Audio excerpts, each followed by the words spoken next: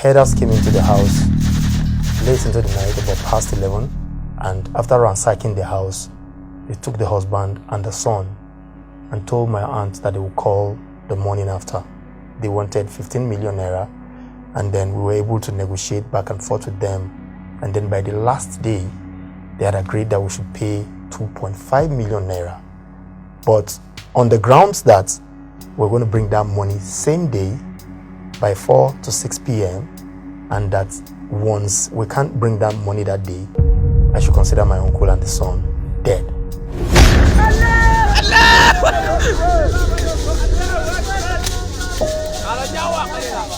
My name is Kende Ibite. I'm a youth policy analyst and social entrepreneur.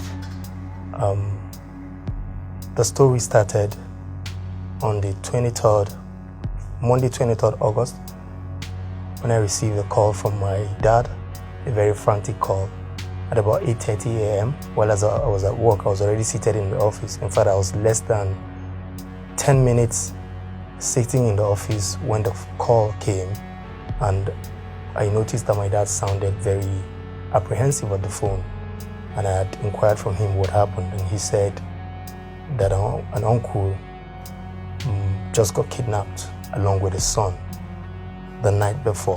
So he had called that I should call another uncle to inquire on what the situation is. So when my dad dropped his call, I called my uncle, who is elder brother to the man who was kidnapped along with his son. I called him to inquire what the situation is. He confirmed the kidnap happened at about 11 p.m. Sunday night, and that the son and the dad were kidnapped after the house was broken into by what seemed like, or people who seemed like headers, headsmen, Fulani headsmen. Headers came into the house late into the night, about past 11. They broke into a first house where they were thinking they would have people to hold, but they didn't see anybody. And then my aunt's flat was the next building. So they broke into the house, and after ransacking the house, collecting monies, collecting phones and other valuables, they took the husband and the son and told my aunt that they would call the morning after. So before I had called, the kidnappers had called that morning earlier, before my call came in, to explain that they are kidnappers and that they had gone with the husband and that they are requesting 15 million naira as ransom for the father and the son, the 19-year-old son, who were both kidnapped. I called my uncle back to tell him what the situation was and what we needed to do, maybe to call the police attention. And I realized that my uncle wasn't in the right frame of mind. And then he said I should just go ahead and do whatever I think necessary that I can do. So after dropping his call, I went straight to Buhari from my office. And on reaching Buhari, was a lot of people, it was a crowd, everybody was traumatized, people were crying, so I met with my aunt and I inquired from her what had happened actually. So she explained, but she said that the kidnappers had promised they were going to call back, that same morning. So I decided that, okay, since I confirmed if they were, what tribe were the people were, they said they are Fulanis, and that when they called the morning before I called, that a woman who was more like a passerby had even addressed them on the phone, so because my aunt couldn't speak Hausa, but this passerby neighbor woman spoke to them, so they were able to communicate. And this was also part of the reason why I went, because I realized that there was communication barrier between my aunt and the kidnappers. So fortunately, while I was still there making inquiries from my aunt, their call came. So I took the phone and I answered. And in talking to them, I pleaded with them, and they had said that they wanted 15 million naira as ransom for the father and son they had captive. As a youth advocate, something kicked in. My auntie was traumatized on one hand. On the other hand, I realized that it's important that my negotiation skill should be put in effect at that point in time. So I just went straight into negotiating with these guys, and the negotiation lasted for about over 72 hours, 3 days thereabout. They wanted 15 million naira, and then we were able to negotiate back and forth with them. And then by the last day, they had agreed that we should pay 2.5 million naira. But on the grounds that we're not going to pay, we're going to bring that money same day by 4 to 6 p.m. and that once we can't bring that money that day, I should consider my uncle and the son dead. So, of course, for the 3 days, everybody went into a frenzy. Fundraising was happening. We were calling people, calling neighbors, calling church members, calling family members, trying to see how we can make up the 2.5 million naira that they had agreed to collect from us. In fact, it got so terrible that items were being sold to raise more money because they had mandated us to bring the money same day or consider the people they had in captive dead. We raised that amount of money, 2.5, a little above that, and then we now got talking about how they were going to receive the money. And that's got a little challenging for us because, it's one thing for you to have the money. It's another thing for the monies to reach the kidnappers, which was, a little challenging. We had spoken to a few people thinking they would summon the courage to do so, to join us to the bush, to the forest where they said they were. But they made a particular demand. They said we should look for an Okada rider who knows the terrain very well, who knows the nooks and crannies of Buari Area Council. That's like a local government in Abuja FCT.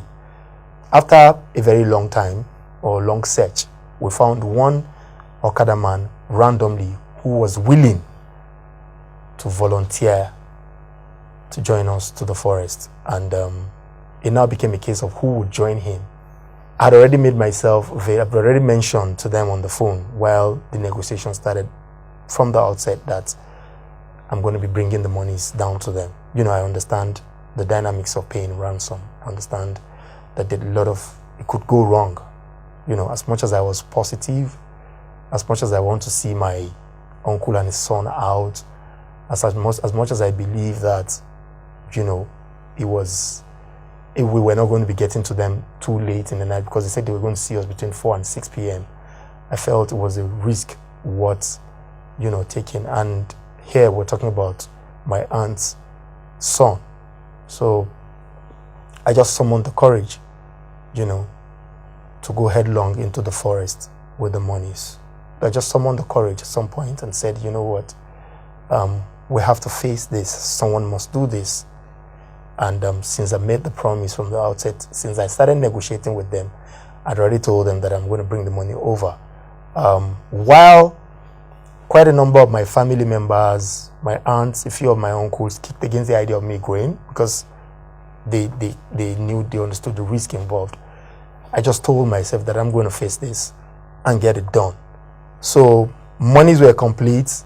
We held, and they had warned us not to make sure that we bring the money complete, and that whoever brings the money doesn't bring the money complete, the person risks death. So we counted the money over and over again, and then I held additional 5,000 naira in my pocket should in case anything goes wrong.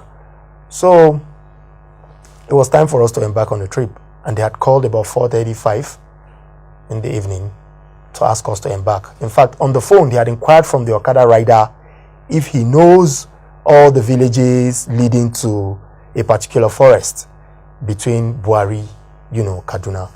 And he had told them that, yes, he knows those villages. So, but where exactly they were, they didn't mention. They had only said that once we get to a point, they would tell us where to meet them. So we embarked on the journey, I think about 5:30 thereabouts, held prayers with family members, held hands, sang, praised, worshipped, and decided to embark on the journey. So it was just me and the Okada rider. So about an hour after the ride, further into Buhari, villages in Buhari, we received about 4 calls, in between when we started and then till about 7 p.m. But what happened, what they did was, they gave us the impression that we were going to see them early, but that didn't happen. We didn't see them until about 9-10 p.m.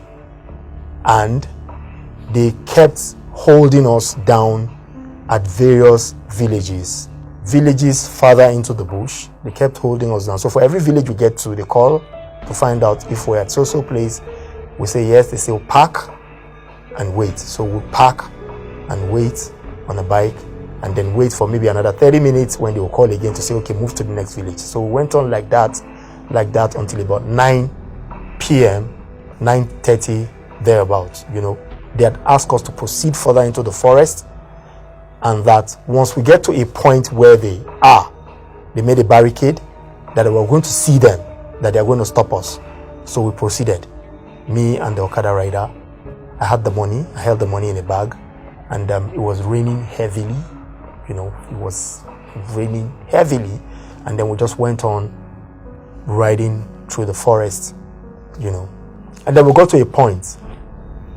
We saw a flashlight from a big torchlight, flagging us down to say, hey guys, wait. And then we waited, and then we parked. And the moment we parked, it was dark, and it was all forest area. We couldn't see anybody, we couldn't see any face, but we noticed a voice saying, is that you guys? We said, yes. You guys should wait. And we waited, and they said, who has the money? And then I responded, and they said, okay, come down and come towards our direction. So they kept pointing at their direction with a torchlight.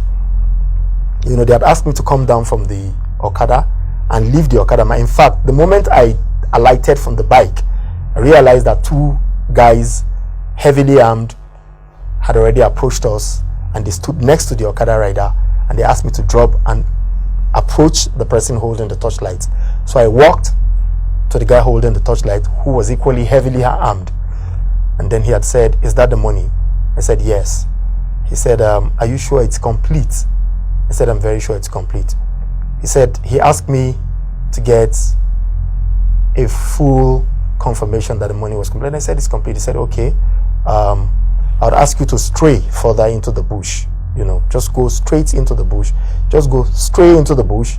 Use this footpath. He showed me a footpath and asked me to just stray in there, use that path, and that I'll still meet a few guys in there. So I walked for about 3 minutes, and I walked into 2 guys sitting on a metal bucket, guns strapped on their chest, and they had said, who am I? I said, I'm so person representing this family who were kidnapped about 30 days ago. They said, okay, you brought the monies? I said, yes. They said, where's the money? I said, that's it, I'm carrying in the bag. They said, how much is it? I said, 2.5 million naira. They said, are you sure it's complete? I said, yes, I'm very sure it's complete. In fact, I told them that if you wouldn't mind, I could sit down here with you guys, count the monies. If it's not complete, I have additional 5,000 naira in my pocket that I can use to make up what is left. At that point, I became a little apprehensive too, because I realized that while I was talking to these guys, one of them stood up from the metal bucket he was sitting on, and it was all bullets in the bucket. So I'm sure they did that to incite fear in me. So I gave them the monies, and they said, well, they said they're going to advise me that when I go out there, I should tell the whole world that they are representatives of Miyetti Allah, that they want me to say this message to the whole world, that they are representatives of Miyetti Allah. Then they collected the money, and then they asked me to walk back. So I walked back. By the time I went back to where the Okada rider is that there were already about 3-4 of them hanging at taking different positions with their guns strapped on their neck and their torchlights in their hand, So I walked, they escorted me. We went back to the Okada rider and they asked me to hop on the ride. I did. And they asked the Okada man to drive off. So we drove off, took another 30 minutes to a nearby village, and they called on the phone and I asked, where are we? And we told them we're at so place. So they said this was between 11-12 thereabouts. So they had asked us to park at a particular location and wait for the people we came to collect from them. So we waited in the village at a particular location. They had asked us to wait, and we kept waiting. We waited for say another 45 minutes. It was dark, late into the night, no noise, nobody around. You could hardly even hear the sound of a bird, So all of a sudden, I noticed someone whispering in Yoruba. They were whispering to each other. Yeah, Dad, it's late. Don't let us go out. It's dark. We can't see anybody. I could hear them whispering to each other, maybe out of fear. They couldn't come out. I'm sure the dad wanted to come out from the bush, but the son kept saying, no, Daddy, don't just jump out like that. It's dark. There's nobody around. So the moment I noticed that these guys are whispering to themselves and the fear of not knowing what they were going to meet out there wouldn't let them come out, I told the Okada rider to put on his bike light. He started the bike and put on the light. So the moment the light came on, I shouted my uncle's name. I screamed his name. He answered. In fact, I even mentioned his name in my dialect. And then he said, who are you? I said, it's Kende. He said, it's Kende. I said, yes. He said, oh, you are here? I said, yes. Then I said, run. He said, where are we? I said, just run towards the Okada light, the Okada headlamp. So they ran in our direction, the dad and the son. And, so they met with us. And then that was how we took them and took another 1-hour ride back to Buhari. Took them to the hospital, because they were badly injured for those periods they were for the period that they were with the captives. They were beaten, they were macheted, they were badly injured. So we had to take them to the hospital for some care. And then that's how the story went.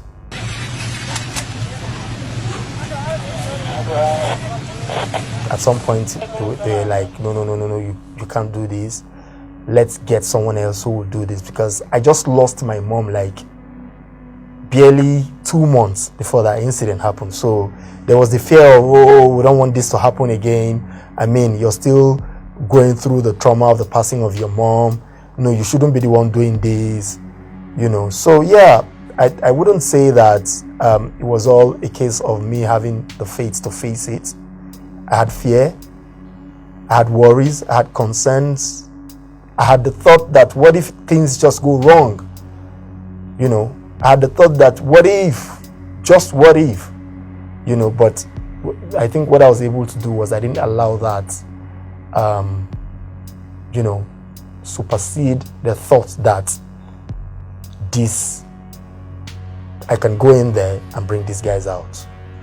I just held on to the belief that it's possible to go in there and get them out, and I just stuck onto the belief. Yes, fear.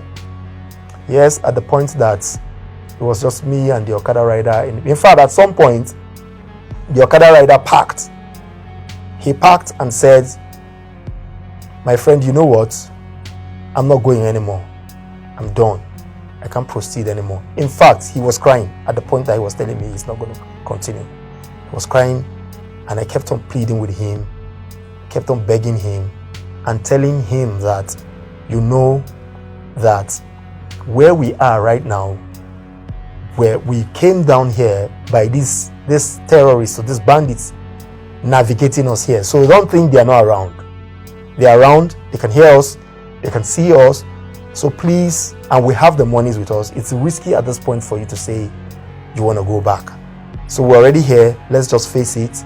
And I'm very sure that by God's grace, we're just going to get this done. and then we'll come out of it. And I assured him, I said, he's Reuben.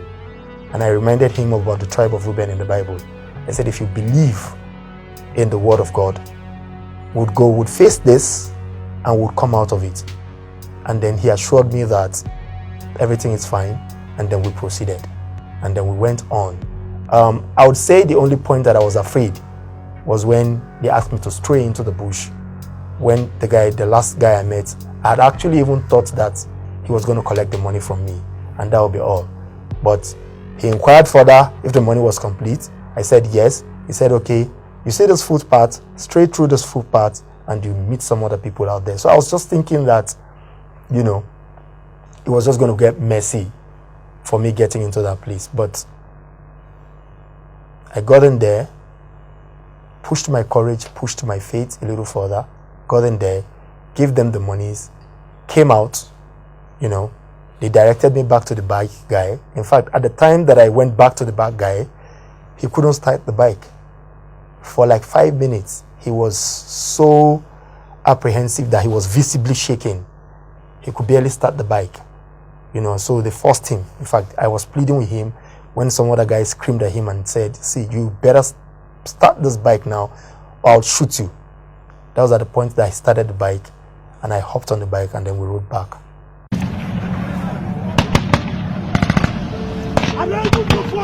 The facts are there. People are being killed daily.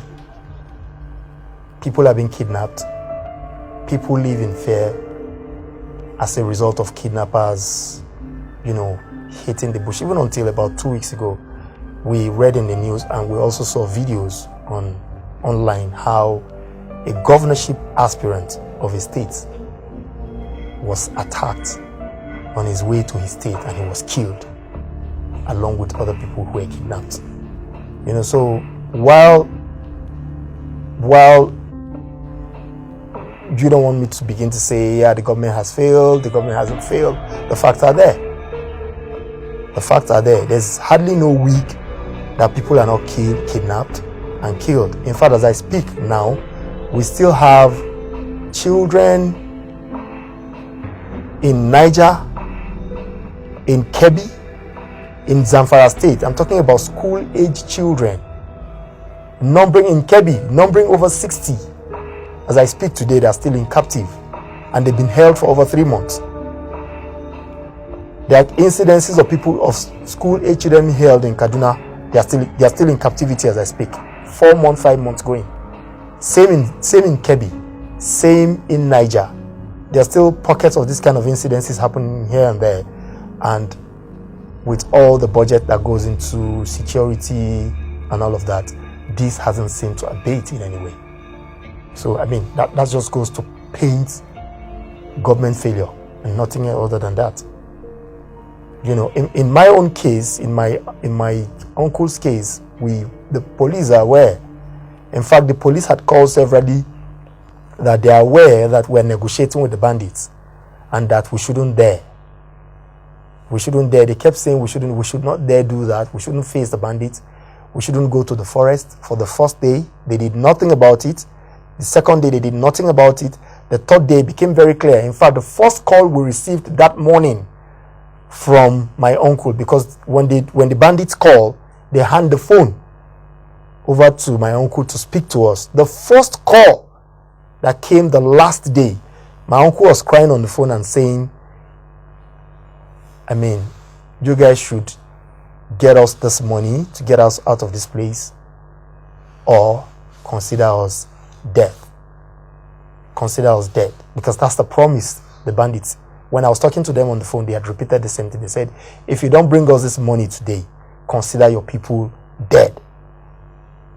You know, so, I mean, that in a way spurred everybody into just, you know, bringing out what they can, and which we all harnessed to get them out of this place. So, I mean, what does this paint? It paints government failure. That we had invited the police and that they're aware of this and that they couldn't do anything about it. The governments know where these guys are, their hideouts, their modus operandi. We have security agencies. We have how many security agencies in this country?